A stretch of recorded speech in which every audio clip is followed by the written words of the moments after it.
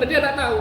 Apa sengaja tidak tahu, apa mempermainkan nama Nabi atau lawakan tidak tahu. Tapi sudah kurang ajar itu bagi saya. Itu loh. Jadi Nabi itu seorang pemuda yang kaya.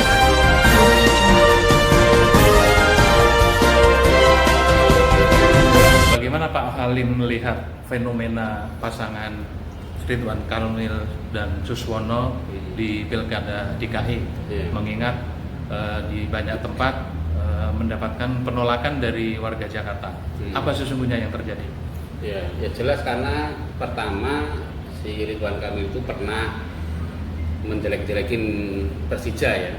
Jadi dia itu pernah ngata-ngatain tentang Persija waktu itu, sehingga warga Jakarta itu kan sama cinta pada Persija dia mestinya juga jengkel gitu. Terus yang kedua kali, sebenarnya Ridwan Kamil itu pantasnya itu bukan di Jakarta, tapi justru di Jawa Barat untuk periode yang kedua gitu loh.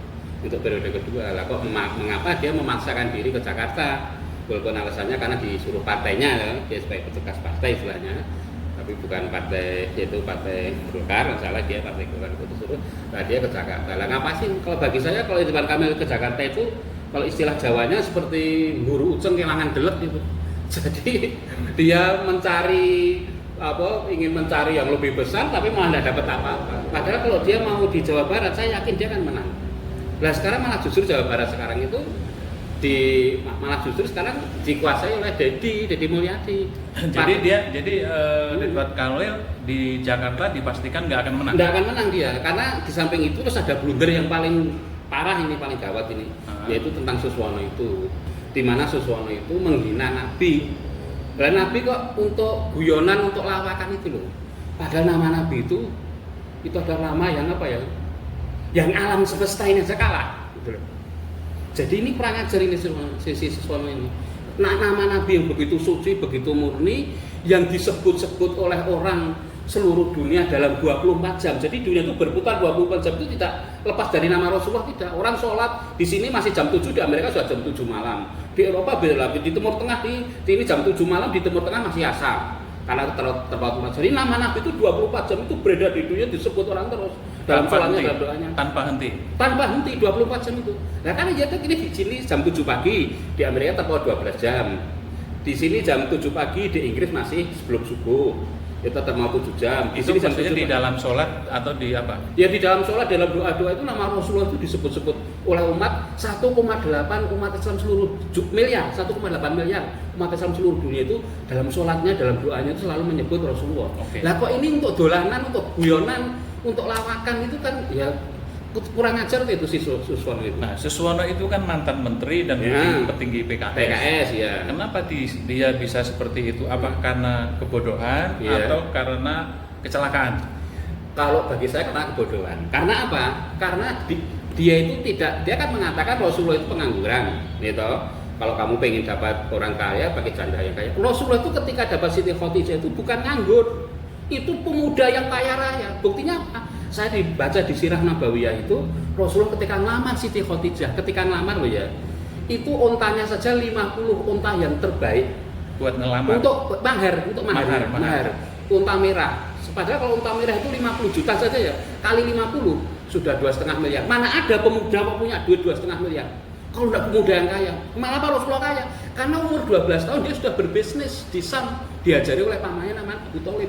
Jadi Nabi itu bukan orang pengangguran, bukan orang nggak punya duit, enggak. Itu bodoh Suswono itu.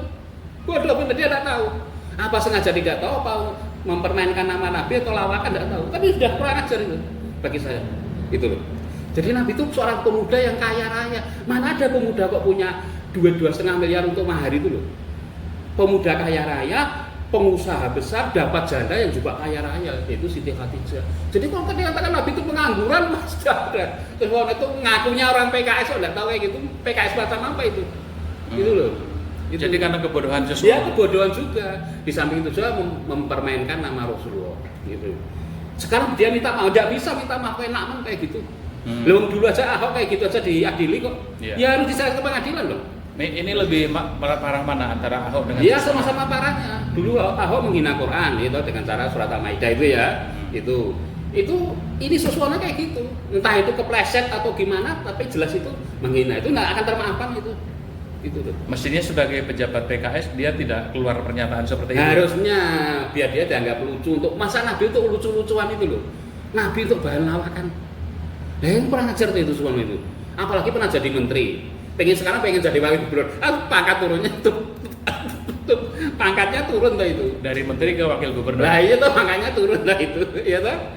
Dulu Nur Mahmudi Ismail dari Menteri Pertanian ke Wali Kota Depok. Iya itu tuh, ya makanya turun, maunya timbang orang itu, orang itu posisi kedudukan, kan berarti tujuannya cuma kejar jabatan tuh itu. Ya, jadi secara strategi PKS ini kurang strategis ya. Kurang strategis, itu. Jadi PKS itu sekarang hancur-hancuran bener nih kok caranya kayak gini. Oh iya. Iya apa? Disebabkan oleh apa PKS hancur? Loh, PKS pertama iso bisa hancur karena dia itu mengkhianati Anies. Iya tak? Mengkhianati Anies. Yang harusnya Anies bisa di Pilkada DKI ini ya. Ternyata dari pengkhianatan salah satunya pengkhianatan PKS itu. Jadi itu cuma ya kasarnya itu menjual agama lah. Kalau saya katakan, yo kita santri, tapi santri kayak gitu itu apa? Itu mengkhianati. Di dalam hal yang mana yang menjual agama? PKS. Lah ya maksudnya menjual agama itu dia kan menggunakan Islam ini untuk kepentingan para tokoh-tokohnya untuk mengejar jabatan, gitu. Tapi juga mengkhianati apa ya? Buktinya Anies dikhianati dia. Ya padahal dulu sudah ada Anies siapa itu gandengan aman, ya toh. Anies Sohibul Iman, runtang runtung. Ternyata bubar kayak gitu. Nah, walaupun bagaimanapun alasan PKS, bagaimanapun, seandainya dia itu gandeng Anies kan bisa dengan aturan baru dari KPU itu, ya toh. Ya, tapi buktinya kemana itu? Nah, ternyata sekarang dia kayak gini. Paling masyarakat istilahnya sekarang itu, bagi saya itu PKS itu kualat itu. Kualat ya? Ya kualat jelas loh. Dengan pernyataan suaranya kan kualat. Sekarang dalam berbagai rating survei turun loh dia.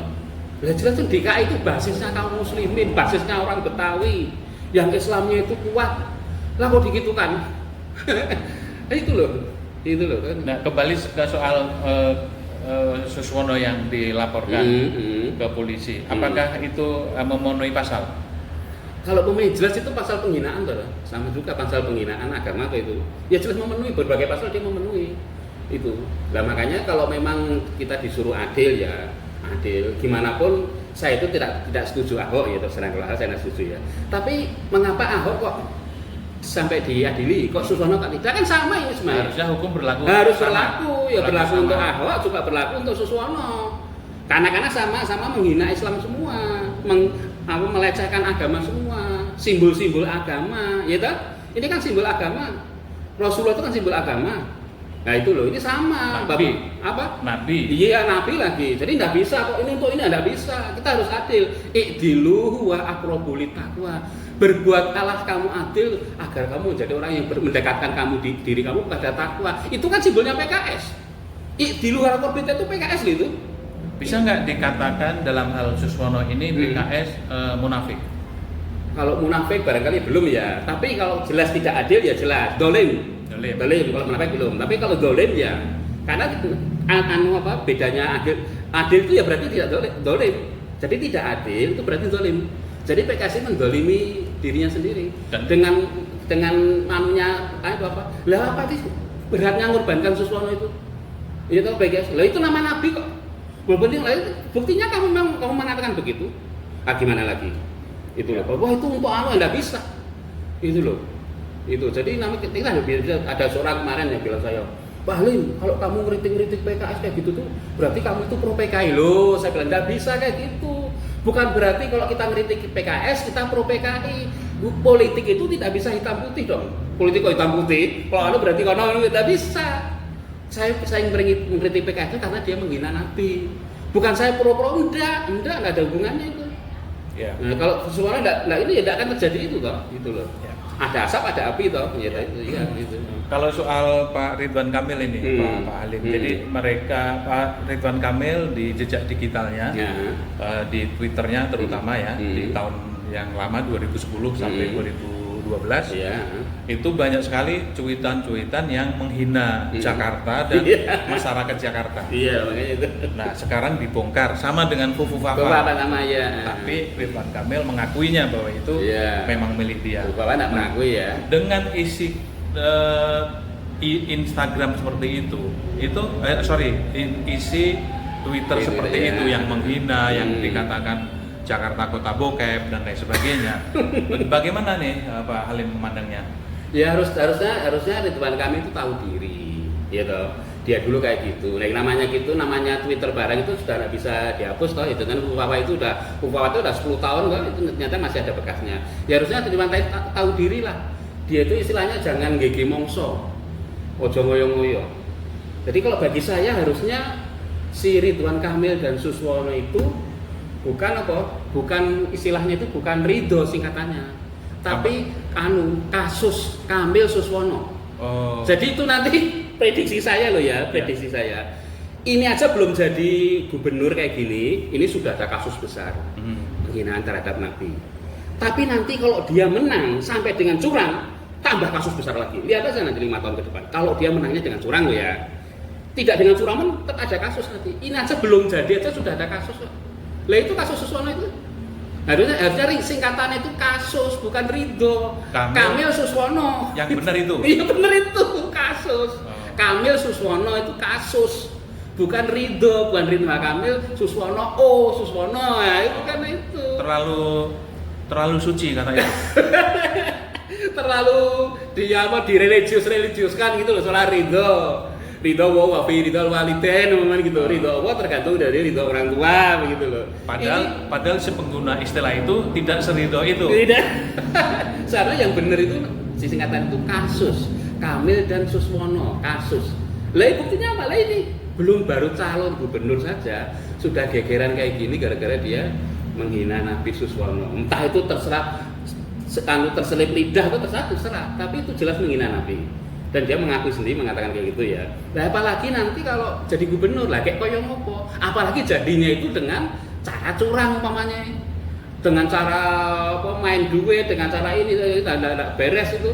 Lah itu tambah lagi. Itu loh. Jadi seharusnya dia itu tahu diri lah. Wong dulu dia dengan warga Jakarta juga kayak gitu, ya toh?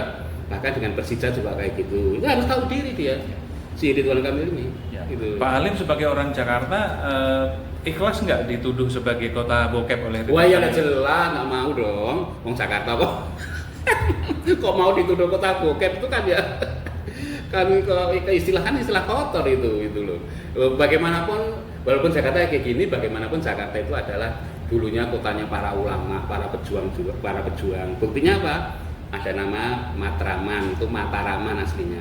Mata dari Matraman itu dulu tempat singgahnya pasukan Mataram untuk menggempur Batavia tahun 1628, 1629. 2 kali Sultan Agung Hanyokrokusumo dari Jogja itu menggempur Batavia untuk mengusir Belanda tapi gagal.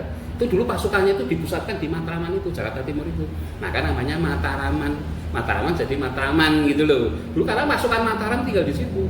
Posnya di situ tuh menggempur Belanda. Belanda di mana waktu itu? Ada di bentengnya di Tanjung Priok. Saya baca sejarahnya loh, di Tanjung Priok. Jadi Sultan Agung gempur 2 kali. Itu sultan terbesar di Jogja, Kesultanan Mataram Islam itu. Tapi gagal. 1628 gagal, 1629 gagal lagi, akhirnya sudah diulangi lagi.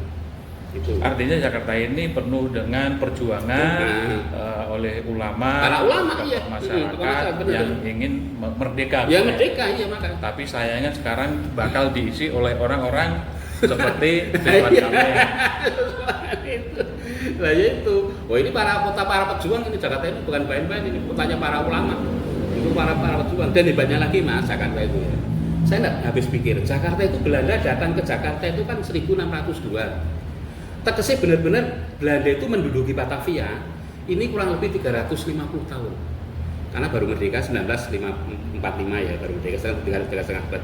Lah kok 3,5 abad masyarakat Jakarta bisa mempertahankan Islamnya itu loh. Itu berapa generasi bayangkan itu? Kalau satu generasi 25 aja berapa 20 generasi ada itu. Lah kok bisa tetap mempertahankan Islamnya? Jakarta tetap menjadi mayoritas muslim. Batavia, Betawi tetap Islamnya kuat. Itu kan luar biasa tuh Mas. Jadi daerah Jakarta itu Belanda datang itu 1602, VOC itu datang. Berarti boleh kan 3,5 abad benar Jakarta itu diduduki Belanda. Padahal Belanda itu kan Nasrani. Tapi kok Jakarta tetap bertahan Islamnya itu? 350 tahun enggak main-main itu. Berapa generasi itu bayangkan itu? Itu kan memang luar biasa, masyarakat Betawi itu religiusnya luar biasa. Lah kok ada calon wakil gubernur kok menghina Nabi itu piye itu? Saya tuh tidak habis pikir itu kontradiktif ya. Kayak kontradiktif di kota yang sangat religius kayak gini, Islamnya kuat kental, berhasil mempertahankan Islam dalam kondisi mayoritas dalam 350 tahun penjajahan Belanda loh. Nggak main-main itu, orang-orang Jakarta itu luar biasa. Lah kok sekarang ada titik-titik orang datang, ingin lah kok menghina Nabi, itu logikanya di mana itu loh? Suswono itu loh. Ya sekarang di luar soal pernyataan Suswono, di luar soal medsosnya Ridwan Kamil, secara kemampuan, Ridwan Kamil ini punya kemampuan nggak membangun Jakarta? Kalau saya lihat di prestasi di Jawa Barat ya, di Jawa memang dia mampu ya. Tapi memang Jawa Barat kan beda dengan Jakarta. Gitu, Jakarta itu hampir seluruh suku ada di sini kok. Jadi benar-benar heterogen Jakarta itu. Nah, kalau itu belum teruji itu kami. Kalau memang Anies sudah teruji ya, udah 5 tahun kita tahu Anies itu. Tapi sayangnya Anies kan nggak masuk calon gubernur. Itu kalau saya masuk jelas Anies menang itu. Nah tapi karena Ridwan Kamil kan belum teruji toh, walaupun dia kelihatan berhasil di Jawa Barat, kelihatan berhasil. Tapi belum tentu di Jakarta berhasil, belum tentu. Tantangannya lebih berat di Jakarta. Walaupun penduduk Jakarta itu cuma 10 juta. Penduduk Jawa Barat itu kurang lebih 38 juta, barangkali lebih itu barangkali 38 juta. Jawa Tengah saja 37 juta. Dan Jawa Barat itu paling besar penduduknya se-Indonesia untuk provinsi loh ya. Paling besar Jawa Barat, Jawa Timur loh. Jakarta, Jawa Barat dan Jawa Timur itu. Jadi harusnya kami itu ya juga mikir juga dia. Wong Jakarta itu tidak mudah kok. Ini tempat semua. Walaupun besok ya kalau memang Prabowo meneruskan Jokowi ya ke IKN momennya itu. Kalau IKN gagal, kan kita kembali ke Jakarta lagi, namanya DKI lagi. IKN kan cuma barangkali kota metropolitan apa terserah sana. Ya terserah Prabowo kan Presiden Prabowo toh, ya bukan Jokowi lagi. Nah itu, tapi belum tentu kok. Nanti ibu kota pindah juga belum tentu.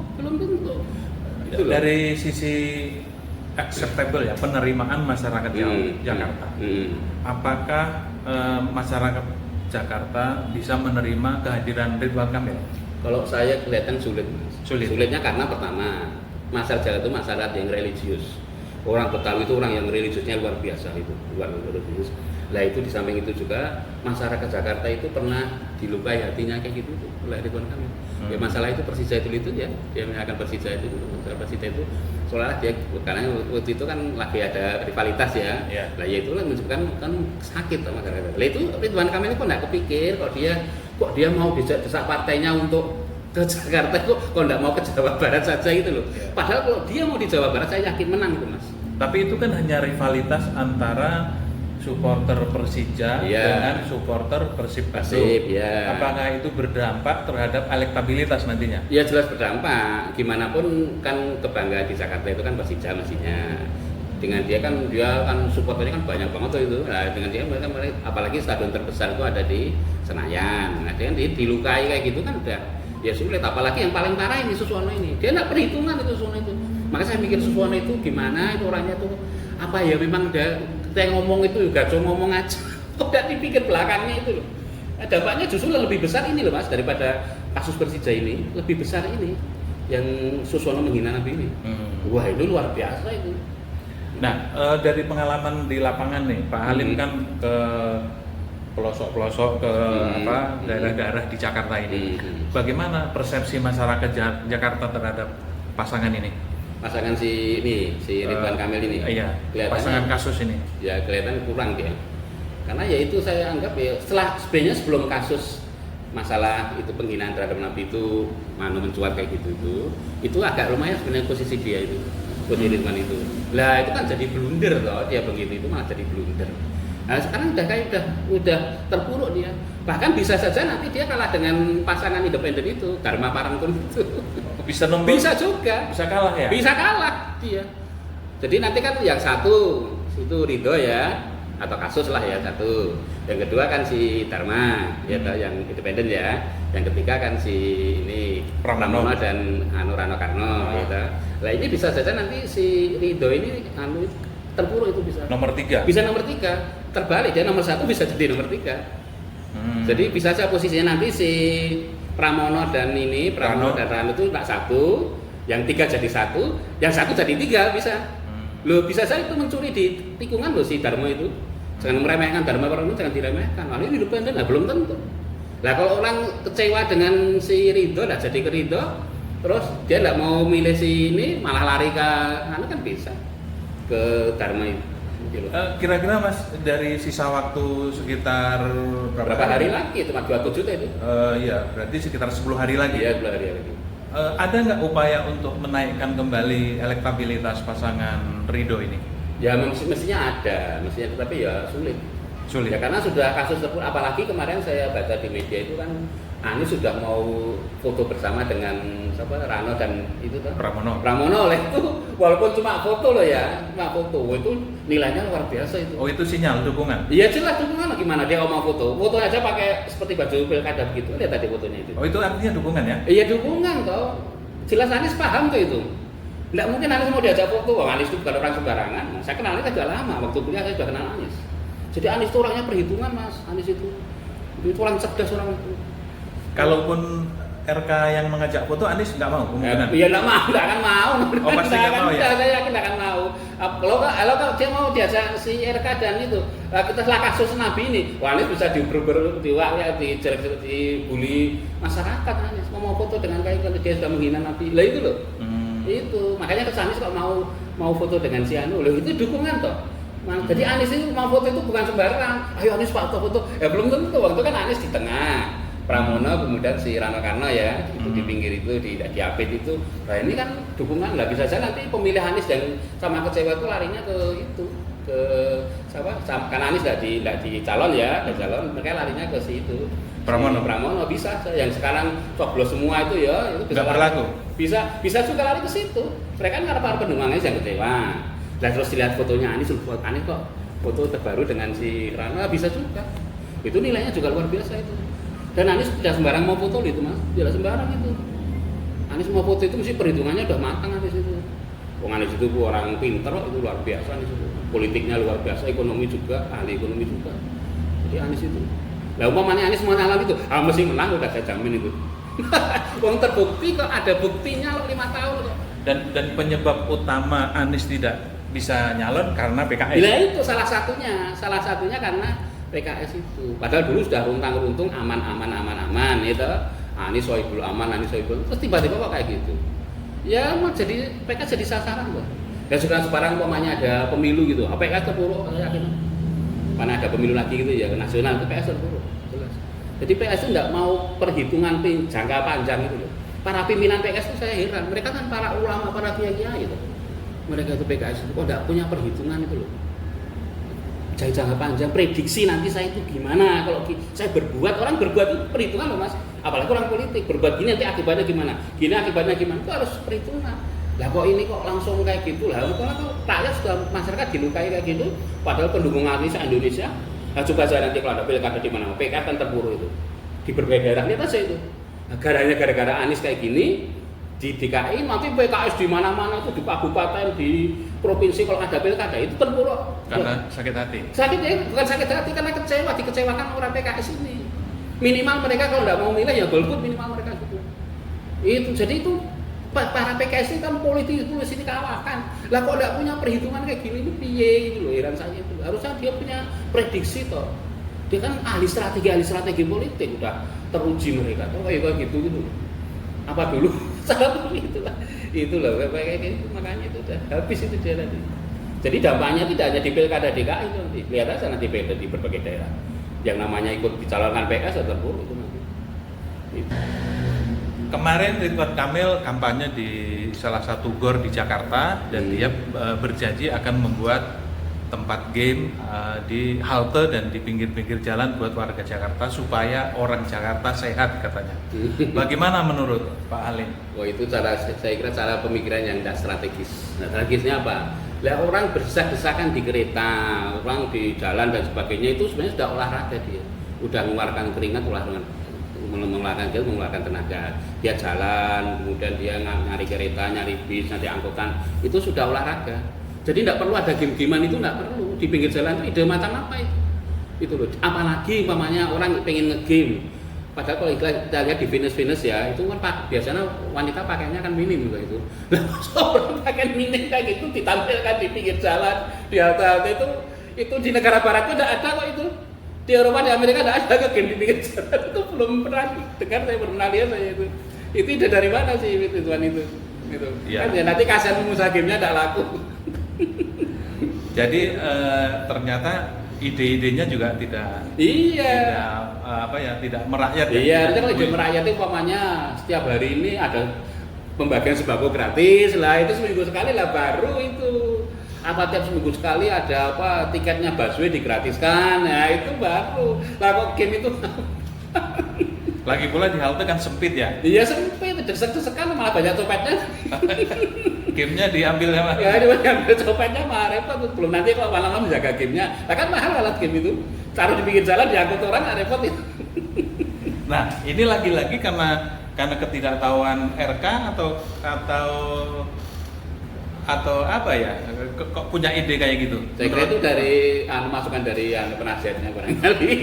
Penasihatnya malah justru untuk membuat RK terpuruk sendiri bisa juga itu. Oh, gitu. Namanya politik kok ya kan? Namanya politik cuma RK itu waspada apa enggak? Penasihatnya ngomong gini dia harusnya yang merakyat itu ya seperti Prabowo itu loh. Walaupun sampai sekarang belum dilaksanakan program itu. Ada makan gratis yang bergizi. Ya kan? Nah, kan orang udah tertarik tuh Mas. Walaupun sekarang nggak ada loh ya, belum ada saya sekarang belum dilaksanakan sih. Malah pengen utang dari Cina yang utangin makan siang itu kan gitu.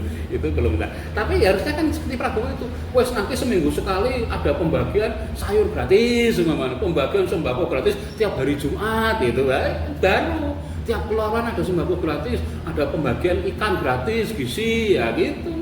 Nah kok game itu kayak ngopo? Nanti makannya kurang game-game itu terus nggak ada gunanya tuh. Jadi menurut prediksi Pak Halim ini, pasangan Ridwan Kamil Suswono ini pasti kalah. Saya yakin. Karena apa? Ya setelah kasus Nabi itu udah. Kalau sudah kasus Nabi saya nggak tahu makna terima lagi, gitu.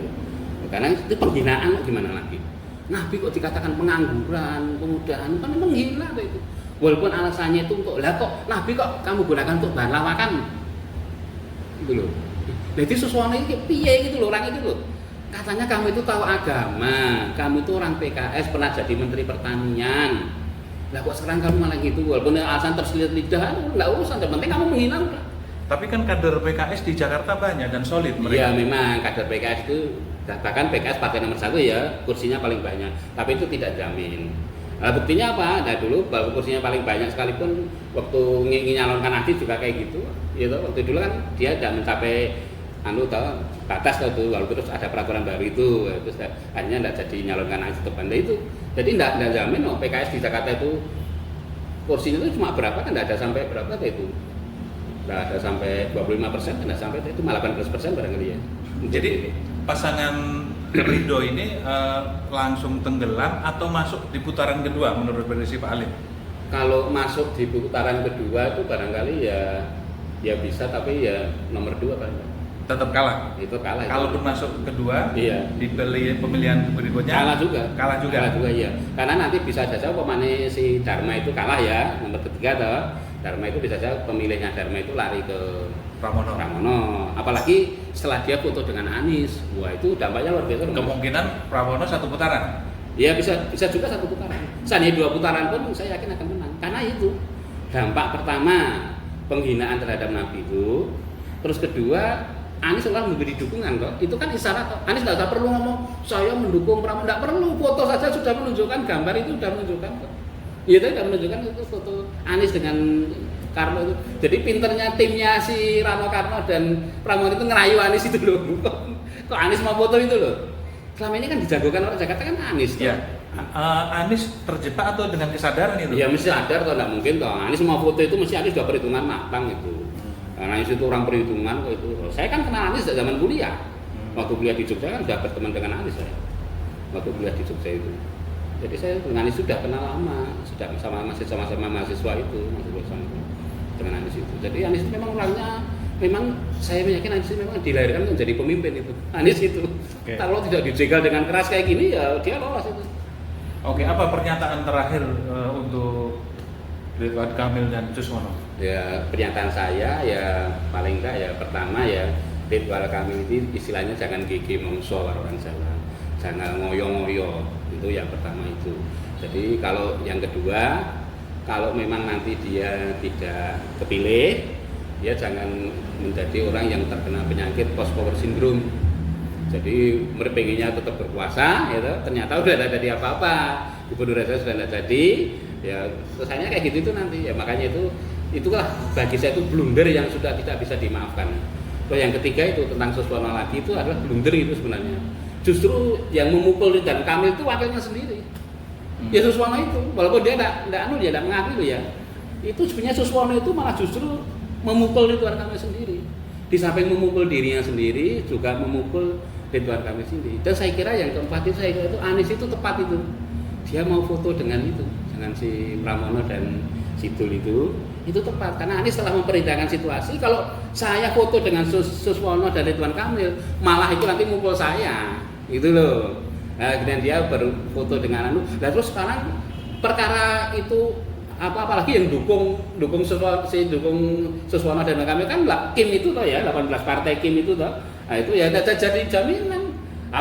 Pemilihan gubernur itu yang penting itu figurnya kok, bukan partainya kok. Kalau partai Kim mendukung ini mesti masanya ke sini semua. Nah, belum tentu figurnya. Tapi setelah itu Ridwan Kamil bertemu Prabowo, bertemu Jokowi di Solo. Apakah itu tidak akan mengubah keadaan? Mengubah pun tidak banyak. Saya mengubah ya. Itu karena pertama Jokowi sendiri sudah tidak punya power lah, walaupun dia masih cawe-cawe sana cawe-cawe sini masih, tapi apalagi Prabowo kan baru toh. Meskipun juga dia sekarang mulai menggunakan strategi Jokowi dengan cawe-cawe ikut cawe-cawe pilkada, tapi Prabowo sekarang ini mencawe-cawe, tapi juga tidak akan mengubah itu. Tidak akan bisa mengubah posisi Ridwan Kamil loh ya. Bahkan saya yakin dengan kasus PKS ini, PKS itu tidak hanya terpuruk di DKI saja, tapi di seluruh daerah saja. Pemilihan apapun nanti pada PKS orang sudah istilahnya serah pegah meneh. Antipati, gila lah, jijik gitu loh. Dengan kondisi PKS kayak gitu. Sudah tokoh-tokohnya melecehkan Nabi, dia mengkhianati sana, mengkhianati sini, gitu loh. Jadi bagi saya itu seperti PKS itu bermain Machiavellis lah. Kasarnya kasar itu mengalahkan sejarah segala cara, yang penting menang gitu loh. Jadi PKS sekarang itu dengan PKS dulu udah beda mas. Jangan samakan PKS sekarang dengan PKS dulu ketika pembentukan itu, jangan beda, sudah beda banget. PKS sekarang ini itu benar-benar terpuruk ini nanti PKS gara-gara salah memprediksi politik itu. Harusnya pemimpin PKS itu tajam loh politiknya dia. Udah bertahun-tahun jadi partai kok masih kayak gitu lagi. Kalau udah tajam politik itu perhitungan ke depan itu loh. Lah kok dia dulu mengandalkan Jokowi ya, sekarang buktinya Jokowi sudah kayak gitu. Harusnya dia itu selalu oposisi terus. Buktinya dia kan tidak dapat menteri selama 10 tahun. Jokowi kan tidak dapat menteri sampai PKS itu. Menterinya mana PKS itu? Selama zaman Jokowi kan tidak diberi kursi menteri tadi ya. Padahal dia dukung Jokowi terakhir ya? Ya terakhir yang keliru tuh, dukung Jokowi harusnya kok sudah tidak oposisi terus itu loh. Kok aduh pas di akhir-akhir malah dia dukung. Istilahnya kalau orang itu ya waktu di akhir kehidupannya itu malah jelek itu loh, yang disayangkan kan itu dulunya baik malah di akhir Jokowi sudah hampir ambruk malah dukung Jokowi kayak gitu loh. Jadi PKS bisa dikatakan suul khotimah ya di 2024. Lah ya bisa juga dari suul khotimah dalam politik toh. Wong dulunya dia oposisi 10 tahun dengan Jokowi kok. Dia suul khotimah politik tuh itu namanya. Kalau ada mahar politik ya suul khotimah politik juga ada kok. Mahar politik kan ada istilahnya mahar itu lah, kan ada juga suul khotimah, husnul khotimah juga ada, suul khotimah juga ada itu loh. Malah yang bagus itu yang maaf walaupun saya tidak malah PDIP. PDIP itu dulu kan pro Jokowi, tapi di akhir dia kan bentrok dengan Jokowi toh. Jadi malah PDIP itu di akhir hayatnya Jokowi ini, di akhir kekuasaan Jokowi ini malah husnul khotimah, aneh tuh itu. Aneh itu. Jadi PDIP pada dulu sudah menikmati dari hasil Jokowi banyak banget kan. Jadi wali kota, jadi gubernur, sudah menikmati. Malah di akhir-akhirnya justru PDI bertentangan dengan Jokowi, bentrok dengan Jokowi. Apalagi Mega tidak setuju kalau Gibran itu Jokowi 3 periode dulu tidak setuju kalau bentrok itu. Malah justru yang sekarang yang untung PDIP. Bang terpuruk malah PKS. Dulunya PKS itu oposisi terus-terusan 10 tahun, di akhir hayatnya kok malah kayak gitu. Gitu loh, itu disayangkan.